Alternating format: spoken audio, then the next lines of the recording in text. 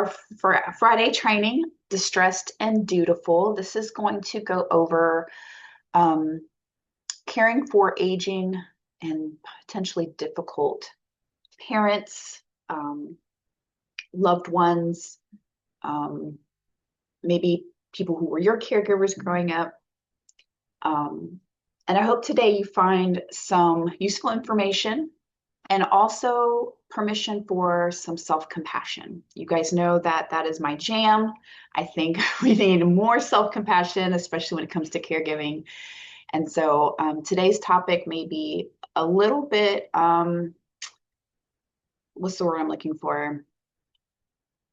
It might feel a little stressful, but I hope it doesn't end up that way. Okay? Because we will be talking about some complex emotions, some yes and no scenarios, that we're in where I'd love to do this. I'm also hating to do this, that kind of ambivalence. And so I hope today, by the end of it, you have a better understanding that caring for older adults who can be difficult, or maybe where there's some trauma history, the relationship maybe has a little bit of uncertainty, is not as uncommon as you think. And if you are in this scenario, you are not alone. Okay. But before I get into the information, if you would like to participate in our post survey to give me your feedback on this training and maybe some ideas for future trainings, please put your email address in the chat and I will send that survey out to you by the end of the day today. Also, if you have any questions or comments, please feel free to add those into the chat. If you would like to unmute and just speak, you can do that, but we do record all these trainings and put them on our website. So if you don't want to be on the recording, then just add it into the chat and we will have time afterward to have a conversation, okay? So first and foremost, we will be discussing some toxic family dynamics, including physical, mental, and verbal caregiver abuse, okay? This is for education only. This is not to diagnose or treat or provide any therapeutic, family therapy or anything like that. This is just for your information. And if you have any deeper questions that you have that you want kind of a therapeutic lens for, you are more than welcome to contact me and sign up for our free caregiver family or caregiver therapy through our family wellness initiative. Okay, so there are resources for deeper conversation and maybe some more therapeutic endeavors. It's just not going to be during this training. Okay, so let's go ahead and get into the information. What is caregiver abuse? Okay, so when we talk about difficult aging parents, especially those who maybe have cognitive decline in some ways, loved ones who maybe weren't abusive or hard to deal with or angry or aggressive may develop some of those behaviors because of their diagnosis. Okay, so unintentional abuse is different from intentional abuse. Okay, so in some situations, seniors are the ones who become emotionally or physically volatile with their caregivers. We do kind of hear about, caregivers abusing their care recipients, but this is the reverse of that. Okay, older people can react poorly to their increasing dependence on somebody else, right? And they may express a lot of resentment for their caregivers. And especially if there were some previous issues in the relationship, they can be magnified due to that added stress of caregiving and declining health. Sometimes the role reversal, right? Where maybe your parents are like, I'm the parent, you're the child, you're not going to tell me what to do, you're not going to boss me around. And that can cause a lot of that conflict as well. There maybe was already a history of domestic abuse or narcissistic behaviors that really just intensifies when you add things like pain and frustration of the illness or disability, right? So their threshold maybe was already thin prior to the diagnosis, and then the diagnosis made that threshold almost non-existent. And so they're very reactive people, okay? Not everyone, but the people we're talking about in today's training, okay? And so to make matters worse, neurodegenerative diseases like Alzheimer's or other dementias, they can cause changes in behavior, can cause changes in mood, the threshold for agitation. Some of you are caring for people who have really poor judgment and they don't acknowledge that, right?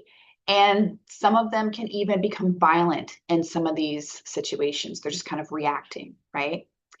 So unintentional. Seniors engaging in abusive behaviors, lashing out verbally or physically when they feel threatened. And these patterns aren't really considered abuse because they're often not even aware that they're doing it or that the behaviors are diagnosis related, right? Intentional caregiver abuse takes form or is often in the form of manipulation, verbal abuse, emotional abuse, and sometimes physical abuse. Okay. So it's intentional to the extent that they are aware of what they're doing and they're responsible for their actions. Okay. So I'm going to give you information for both intentional and unintentional abuse. And hopefully this will be a great starting point for you to do your own research and have your own conversations with your loved one's provider if there are interventions that they can do, okay? So unintentional abuse, let's start there. It's very, very common that at some point in your loved one's illness, especially people who have dementia, they can be verbally abusive and possibly later become physically abusive, okay?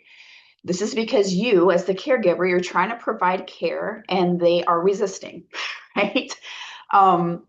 A stroke, depending on the severity, can also lead to dementia-related problems, okay, in their behavior. So if you have a stroke, there's like a brain hemorrhage, maybe they haven't fully regained their cognitive functioning, they have memory loss, and problem behaviors can sometimes escalate to abusive behaviors, right? They can be verbal or physical. They can just kind of come out of nowhere and you're like, what is going on? Like, there's no reason for this. Like, I didn't hurt you. I didn't yell at you. Like, nothing's going on. Just kind of hit you, like blindside you, right? Or can just result because they're frustrated. I remember hearing this one story where a lady was saying she wanted to take her mother to her doctor's appointment and wanted her to get into the car. Well, mother did not recognize daughter. She had, just a little while ago, but then for some reason didn't recognize daughter and thought she's been kidnapped. So she was defending herself in a way that she was like physically like, I'm not getting in the car, I don't know you, that kind of thing. And so that would not be considered intentional abuse, right? That is her responding to her reality at that time. Okay. Sometimes there could be medications causing mood swings or violent outbursts, right? Mom was fine until I put her on this new medication, and now she's kind of lost her capacity to filter her thoughts or what have you, right? Or having those outbursts, having those mood swings, okay? Sometimes your loved one is having a urinary tract infection, and that can cause like delusional thinking, right? Where they're not really aware of what's going on and they don't really have a good grasp of who you are or what's happening to them. And so they can be defensive in that space, right? And so aggressive behaviors can be verbal or physical. They can appear out of nowhere. And so when that happens, of course, we're going to respond the way that we are, kind of wired to respond. And we can get defensive and reactive because we're like, where's this coming from? What did I do? So hopefully this kind of overview will give you a good kind of heads up, or at least a foundation of like, hey, maybe this is unintentional. Maybe there's something else going on. Let me get curious, right? Let's see here. So what are some potential triggers for aggression? Okay, now remember, this is unintentional, okay? Physical discomfort.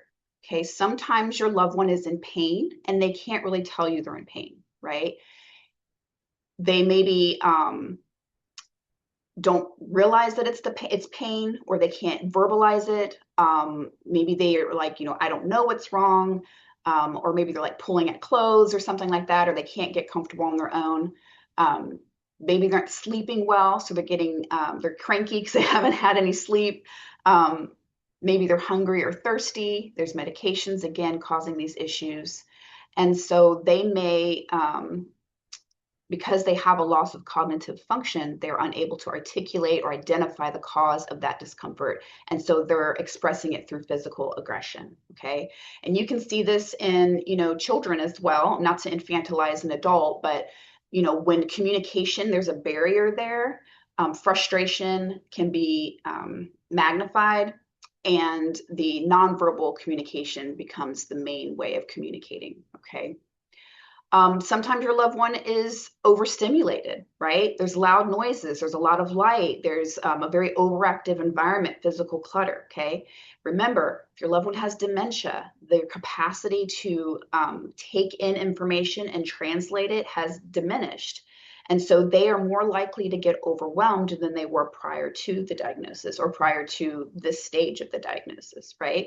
So sometimes they can be overstimulated and they react to that. Okay. Large crowds, being surrounded by unfamiliar people. A lot of times, loved ones have more difficulty in like holidays, right? Because everyone's coming over to see grandma and grandpa, right? And maybe they don't recognize everybody, or maybe they do recognize everybody, but it's still a lot going on, right? And so they can have more aggression during that time. There can be environmental factors, being overstimulated. Maybe they feel lost. Sometimes your loved ones get to a stage where they can be lost in their own home. They don't recognize it as their own home. And so they're like, I need to go home. I need to get out of here. I don't know who you people are. And then maybe even just the time of day, right? Some of your loved ones experience what we call sundowning. So their symptoms exacerbate as the sun goes down. Where in the morning times they seem more like themselves, and then later on in the day, less so, right? And so that can also trigger some of that aggression as well. And then communication issues, right? Sometimes we talk and we don't realize how complex the phrases that we're using can be to somebody who has cognitive decline, and they can get very confused. Maybe you're asking too many questions or making too many statements at once, right? Hey, mom, why don't you get up off the couch and come into the kitchen and we're going to do this, that, and the other, and then we're going to go out, right? Whoa, that's a lot for somebody who needs time to process, right? And maybe they're picking up on your own stress and your own irritability. Now, I'm not advocating that you're a blank slate and you don't emote, but we can definitely change the temperature of the room, right? How are we communicating? How are we standing? Are we sitting there with a scowl on our face, right? If you're projecting in your body language or your tone of voice that there's something wrong, or that there's irritation or there's anger, a lot of our loved ones will mimic that, okay?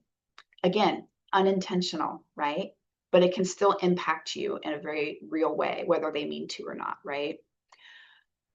So some ways that we can kind of combat this is, again, paying attention to your loved one, right? What are their cycles? What are their triggers? What are their best moments that you can maybe be more forthcoming with your communication, right? Mom can understand you in the morning, but in the evening she can't. So you have to shift how you converse with them, right? So how do we respond? Okay. Try to identify the immediate cause, right? Again, what happened right before the reaction, right? Was it something I did? Was it something they saw on TV, right? I had one caregiver tell me that her mother would watch the nightly news, and then the way her mind kind of retrieved that information was that it was a memory.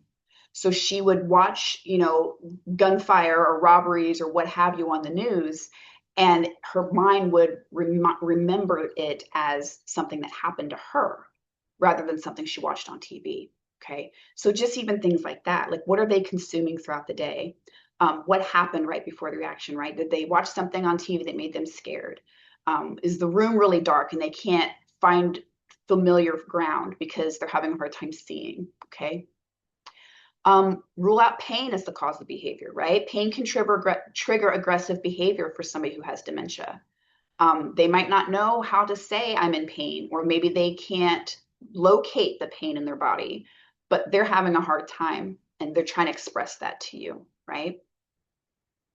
Focus on feelings, not facts, right? So rather than focusing on specific details, consider their emotions, right? What are the words, or what are the feelings behind the words and the actions, right? Are they frustrated? Are they sad? Are they scared? Are they hungry, right? Next, easier said than done, but try not to get upset, right? Remind yourself this is the diagnosis, this is not the person. They're not doing this to me on purpose. One phrase I heard that I thought was beautiful, they're not giving me a hard time, they're having a hard time, right? You, as somebody who has your full capacity, can see the broader picture. And so try to focusing on the facts of the situation and not getting upset is going to help both of you kind of de-escalate. Okay. So try to be positive, try to be reassuring, speak slower and in a softer tone. Okay. Because if they're getting keyed up and then you respond keyed up, guess what? You're just going to keep climbing that ladder. And then by the end of it, you're like, what is this even about? Right. We're just, both of us are angry and frustrated and I don't even know how it started. Right. So try to maintain that empathy and compassion for both of you involved. Okay. Try a relaxing activity. A lot of you who are caring for loved ones with dementia, you guys know that distraction can work wonders. And even outside of dementia, if you have like little ones who maybe are struggling, distraction can be a very useful tool, right? So relaxing activities, music is a good secret weapon, right? Play music your loved one enjoys, right?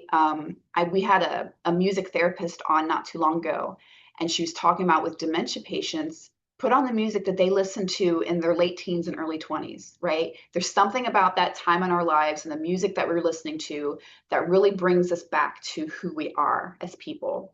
I can't remember exactly why she said it because she has skills that I don't, but she was like, if your mom really loved Elvis, play Elvis, right? Don't put on Megan Thee Stallion because that's what you like. Put on something that she likes that's familiar. It's going to bring her back into herself, okay? Exercise, if that's available, whether it's for you or them, can be helpful. Moving the body is always going to be helpful, even if it's just a sway, even if it's just a stretch, even if it's just a walk around the block or walk around your kitchen island, however many times you need, okay? Movement can be really helpful for you and them. Shifting focus to another activity. So the immediate situation or activity may have unintentionally caused the aggressive response. So try something different, okay? Take a break. So if you're able to, and they're in a safe environment, walk away and take a moment to yourself, okay? Do your breathing exercises, do your journaling, call a friend, do whatever you need to do to process the moment that doesn't require you to escalate in aggression as well, okay? And then, of course, ensure safety. So you want to make sure both you and your loved one are safe, okay? You don't want to leave mom hanging out in the car because she refuses the seatbelt, so you just walk into the house and leave her there, right? We don't want to do that. But we want to make sure everybody's safe.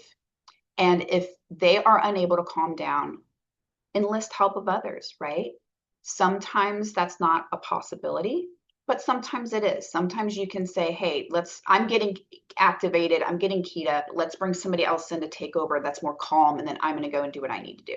Okay, that's okay. And of course, if there is an emergency situation where your safety or their safety is being threatened, you do want to call 911, first responders, and let them know, hey, my loved one has dementia or some other diagnosis, and it causes them to act aggressively, okay? And make sure you let them know that so that they know how to appropriately show up in that space, okay? We don't want police coming in with a SWAT team surrounding grandma, right? Because she's having a moment, okay? Let them know what's going on, and most of them are trained to help de-escalate those kind of situations, okay?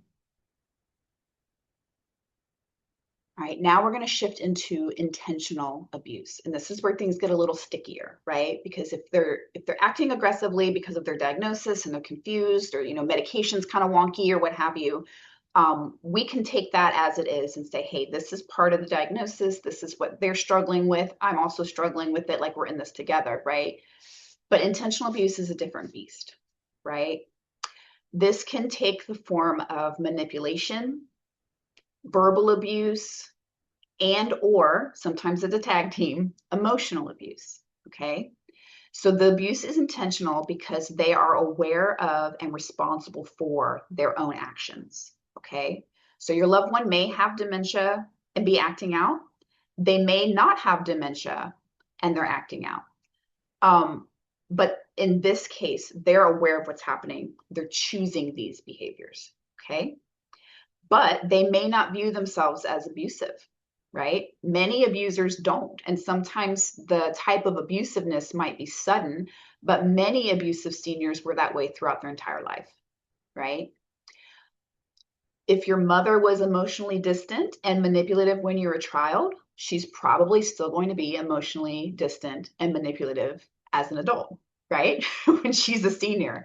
That's a personality trait. That's who she is, right? And just because she's older and just because she needs care doesn't necessarily mean that she's a changed person, okay? And I'm sure some of you are nodding your heads to yourself because you know exactly what I'm talking about. And some of you may be adult children who, after historically toxic relationships with your parents or your caregivers, are now in a position where you have to make sure that they're being cared for, right? You got to make care decisions for an abusive family member. And that's a hard place to be, right? Not that you don't love them, but that dynamic can be very difficult to re-enter, especially if you had kind of stepped away and then you have to come back in, right? That can be really tough. So aging and the problems that come with it often make a toxic parent more intense, okay? A frail parent may not be able to lash out physically anymore, but that loss of control can sometimes make the words that they say an even stronger weapon, okay? So where maybe they were lashing out physically when you were a child, maybe now in their old age, they're just becoming way more verbally abusive or emotionally abusive or manipulative because they can't do that other thing to keep you in line. So they have to find other ways to control and manipulate, okay? And adults who are raised by abusive or addicted or neglectful parents, maybe narcissistic parents, find yourselves in a real quandary, right? Because you know that society expects you to take care of mom and dad by default because they're your parents. And some may have very strong religious beliefs about honoring the parents, and they don't want to leave them alone. No matter what kind of childhood you had to endure, right? You still feel responsible for them. However, many of you or many adults in this situation, they feel like they can't provide that emotional and physical care that their aging parent needs without incurring additional trauma, right?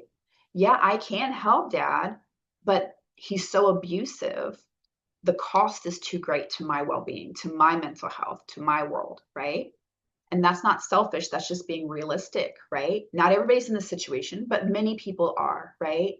How do you care for an adult that caused you trauma without risking more trauma, right? That's a hard place to be in. So what does intentional abuse look like? Okay. Manipulation. So some parents are emotionally manipulative towards their children. Guilt is a really common tool that they use, right? And that can include claims like, you never do anything for me, even though, 22 out of your 24 hours is dedicated to them, right? Or if you loved me, you do this thing for me. You do what I asked you to do, right? That kind of thing. The guilt trip can be really intense, and that is manipulation. That's emotional abuse, okay? That's a clear disrespect of your boundaries and your personal resources. Entitlement to those things can be kind of the motivation behind this manipulation, right? Abuse can also look like excessive dependence. You might be saying, well, Jenny, they are dependent on me. What do you mean by excessive dependence? Well, some aging parents, they want to be waited on hand and foot, right? Regardless of their actual needs. Yeah, mom can do these things on her own, but she doesn't want to. So she's going to make you do them, right? Their status as an older person then allows them to be completely hands off in their own care because you're there to do it for them, right? That's what I mean by excessive dependence. And they're aware, right? They know they can fix their own meals, but they choose not to. They know they can run some of their own errands, but they choose not to. That kind of thing. It can also look like stubbornness, right? Being stubborn can be just a personality trait, right? But stubbornness can include parents who refuse to help or they won't follow their doctor's advice, right?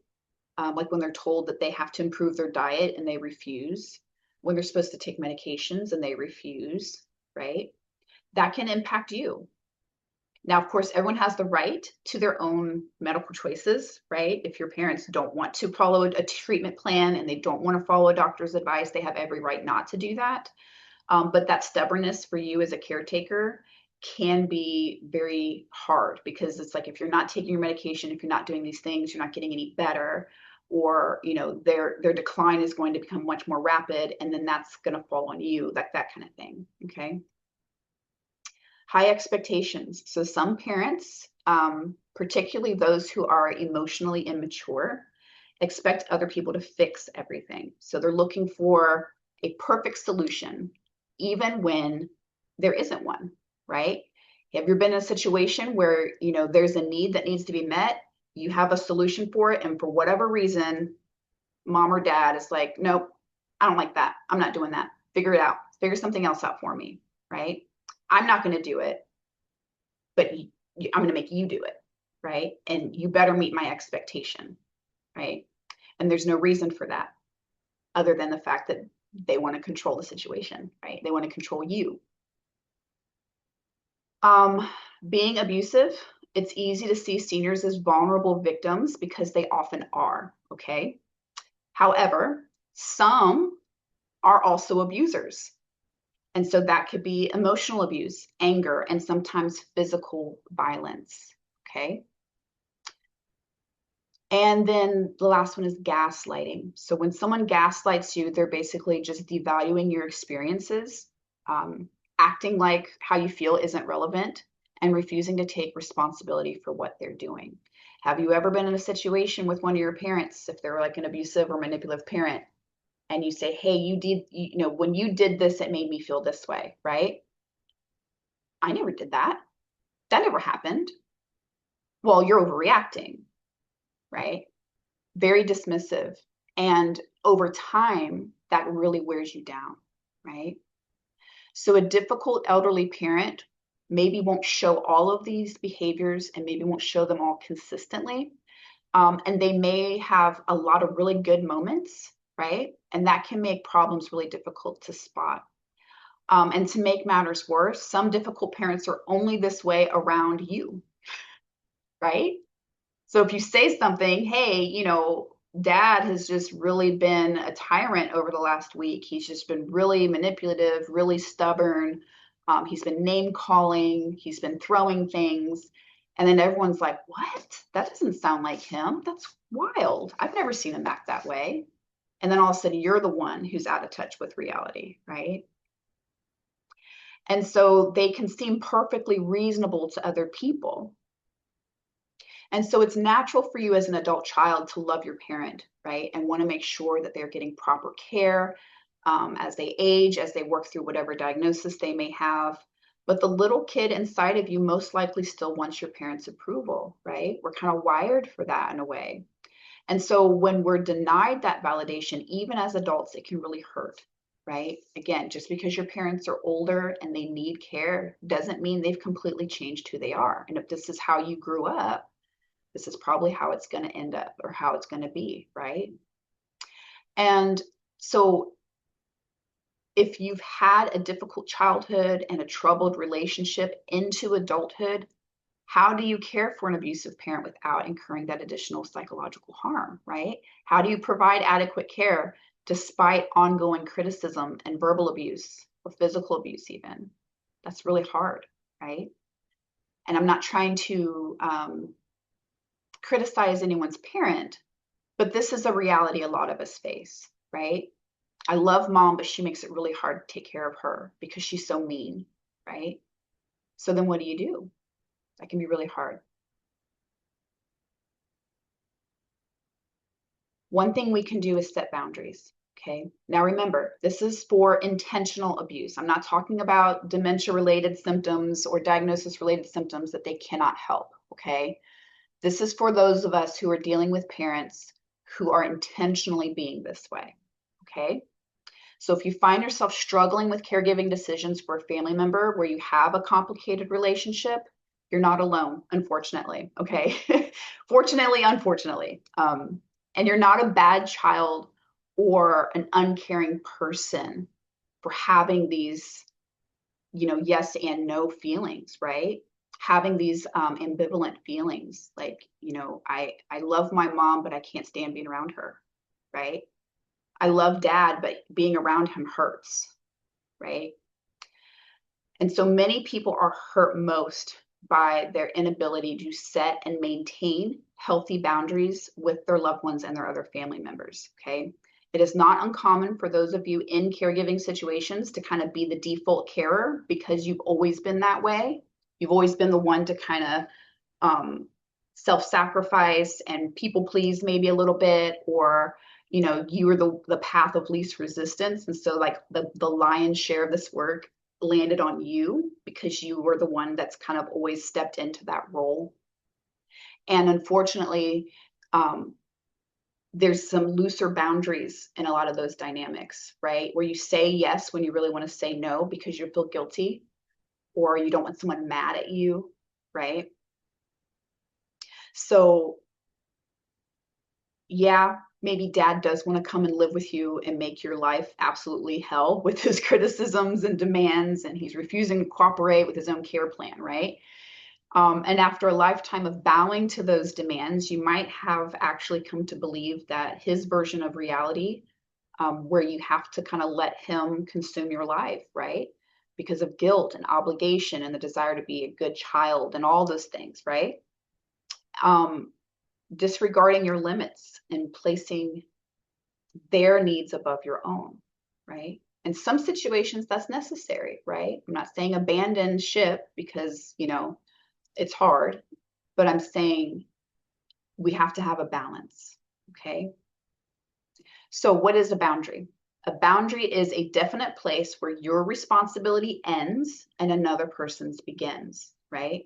Remember when we were talking before about maybe being stubborn or having, not accepting solutions or having high standards or being overly dependent, right? Those are boundary issues, right? Where does my responsibility end and where does mom's begin? Okay. And it stops you from doing things for others that they should be able to do for themselves, right? Yeah, mom came and moved in with you, but that doesn't mean that you are now her maid and her chef and her chauffeur if she can do those things for herself, right? And it's not that she gets the right to dictate the quality of all of that stuff when it's perfectly fine in your household, but now all of a sudden she comes in with these super high standards and everybody's got to raise to meet them, right? That's manipulation. That's where boundaries need to come in place. A boundary also prevents you from rescuing someone from the consequences of their destructive behavior that they need in order to grow, right? Well, mom, you keep acting this way, no one's going to want to come and visit you anymore, right? And then you want to come and rescue all the relationships because you feel bad for mom, even though this is the consequence of her behavior, right? So think of boundaries as a way for caring for yourself, right? Having a boundary doesn't make you selfish or uncaring or mean. It just means that you care about yourself as well, okay? Some of you are maybe in, midlife or older, and you've never learned how to set and maintain a boundary. And now you have to learn that. And that can be really difficult and really challenging and very scary, but it's not impossible, okay? So healthy boundaries allow you to be generous and compassionate with other people while also being generous and compassionate towards yourself. Okay? One in their bucket, one in your bucket. So with practice, because it is a skill, right? And a lot of us, when we set a boundary, we're like, oh, I did something wrong. They're going to be mad at me. And it's like, oh, all this anxiety, right? That's normal. That's normal. Okay? But you can negotiate and compromise to accommodate your loved one's wants and needs while still prioritizing what you need to find health and joy and pleasure in your own life. Okay? It doesn't have to be either or. Mom can be cared for, and you can still have your boundaries at the same time. Okay? So successful caregiving involves maintaining a very careful balance. And just accept the fact that your loved one won't get everything that they want when you start respecting yourself. Okay? At first, it might seem detrimental to them, or they might behave, right? That is detrimental. Especially if they're used to getting their own way, they might throw a fit. But your boundaries will protect you from depleting yourself by giving in to all of their demands. Okay? Some of these parents do not want to compromise, and a boundary forces that compromise to come up, right? So ultimately, the care that you do choose to provide and the interactions you continue to have should be better because of the boundaries. Okay? So learn to say no.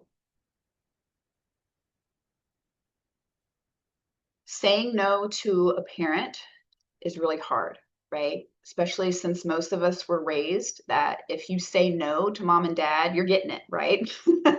That is a punishable offense at the highest order, right? At least that's how I was raised. We don't say no. But where do you start if this is a new skill that you want to learn to acquire? Well, begin with small steps, right? We don't want to just jump in and say, I'm going to go all in. This is never going to happen to me again, because if you try to do that with any skill, you're probably going to falter, right? Learning to say no, setting boundaries, maintaining boundaries, that's a skill. So we want to start small, okay? And we want to validate the effort when we see positive results. So people who are used to wielding power and having things their way, they're not going to really respond very well initially to these changes. But don't let that deter you, okay? You can explain the situation, but keep it simple and avoid creating room for badgering and ongoing discussions, okay? You don't want to allow the space for them to insinuate that the boundary is a suggestion, okay? And then you have to follow through, right? That's the hard part, especially if the emotional manipulation comes in. Why are you doing this to me? You're such a horrible daughter. I guess I'm just the world's worst mom, right? That can be really hard. But it will take a little while sometimes for your loved one to kind of accept this new version of you. But in many cases, they don't really have a choice, right? And that may sound harsh, but when you're fighting for a livable life, I think that that's fair to say. Like, you're going to have to be okay with disappointment, right? I'm not neglecting you. I'm not foregoing your care. I'm just setting a boundary so that I can maintain my well-being in this process, right? And so when they do come to accept the new you, you may discover pleasure in the relationship that maybe was missing previously, right? And if it's new to you, it will feel scary at first, but please know that it does get easier with practice. Okay, this is a process that takes time. Be patient with yourself. Okay, and keep in mind that the long-term rewards can be really, really great for you. Okay, and for them.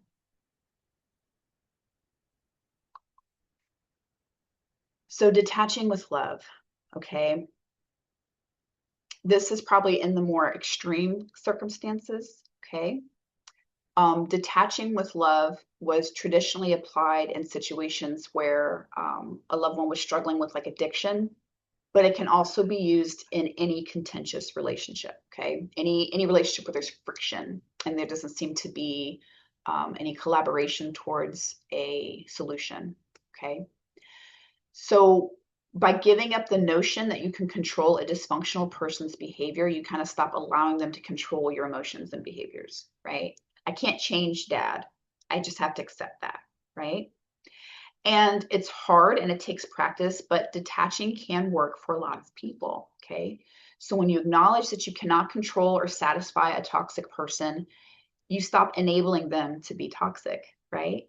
They are then left to deal with those consequences of their decisions and their behaviors, okay? Conversely, the person who has been pushing your buttons will start to see that these old triggers don't get the same response, right? It doesn't get the same desired reaction, making you anxious, making you afraid, making you angry, right? Because some people, that's what they're looking for. And so detaching with love means that you affirm your love for that person. I do love you, but also make it clear that you're not going to tolerate the manipulation, right? You're not going to tolerate the fear tactics and the obligation and the guilt, okay? So this is a strategy that's really about self-preservation and choosing not to participate in problems that aren't yours, right? It's not about tough love necessarily. It's about I love you and I also love me. And I cannot allow this behavior to affect me the way it used to, right? I'm going to detach, whether that's physically or emotionally. Getting a little bit of space between the dynamic can be very helpful. Now, some of you here detach with love and you think abandoning my parents. I'm not doing that. That's not what I'm asking you to do, okay? But I'm saying allowing some of that weave between you to kind of loosen so that you don't feel responsible for every little thing that they're trying to serve you up, right? You don't have to engage in the manipulation. You don't have to engage in the guilt. You don't have to engage in the abuse. Okay. You can still care for them, provide what they need, right? Make sure they're safe, make sure they're fed, make sure they're as healthy as they can be. But you don't have to engage in the games anymore. Okay. Last slide. Abuse endured by caregivers is way more common than you think. Okay. We don't really talk about it though, right? When I was creating this information for you and I type in caregiver abuse, guess what came up? The caregiver being the abuser and the recipient being the victim, right?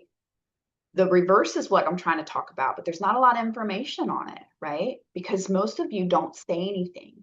You just endure it, right? So there's a lot more of you doing this work this way than you would think, okay? Abuse can be unintentional and diagnosis related. Okay. And so we want to treat intentional abuse and unintentional abuse in different ways. Okay. But I think the thread through both of them is compassion for yourself and for your loved one. Okay. Always lead with that compassion, especially self-compassion, right? You don't have to set yourself on fire to keep another person warm. You guys heard that before? Setting boundaries is not going to harm you or your loved one. Or setting boundaries will not harm your loved one, but not setting them will harm you. Okay. You got to look at the long game. How do you want to be on the other side of this? Right? When everything's said and done and you're no longer a caregiver anymore, how do you want to be at the end of that? Do you want to be so depleted and so worn down and so downtrodden that now you have to rebuild yourself? Now, and you might have to do that whether your parents are this way or not, right? Because it's caregiving is draining, right?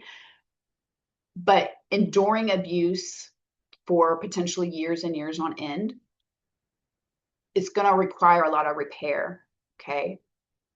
Boundaries will help kind of mitigate some of that at the end of it, okay? And keep more of you for yourself. And prioritizing your own well-being helps you become a better caregiver, right? Regardless of the circumstances. Caring for you is caring for them, okay? Even if it feels like the opposite sometimes, right? I don't want to tell mom no, she's going to get her feelings hurt, she's going to be mad at me, right?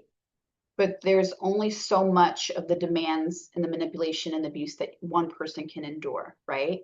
So boundaries, self-care, therapy, other social relationships, getting help when you need to step away from other family members or loved ones, right? That's all part of it. We have to be able to tolerate someone being disappointed, okay? So here are some resources for you. Many of you are already contacted or in contact with the Area Agency on Aging in your area, but if you're not, here are some ways to contact them. I know in Alabama we have 13, and each of them has a CARES coordinator, and you can reach out to them for resources. Some of them provide respite reimbursement. Some of them provide incontinence supplies. Some of them provide support groups, right? There's a lot of resources available through the Area Agency on Aging. Another one, alabamaageline.gov. This is information about Medicaid waiver programs. And a lot of these waiver programs are designed to help you as a caregiver and your aging loved one, whether that's through, again, like, tangible resources, monetary resources. Some waiver programs help pay for respite. Some waiver programs help pay for placements, okay? And then there is a helpline that is statewide, and this is a crisis line. So a lot of times people think crisis line is just for suicide. It's not. I used to work this line. It's for anything, okay? So if you just want to call and have somebody on there who's trained and trauma informed to talk to, or even give resources, this is a good line to call. And it is a 24/7, so you can call them at 4 in the morning if you need to, okay? Let me go ahead and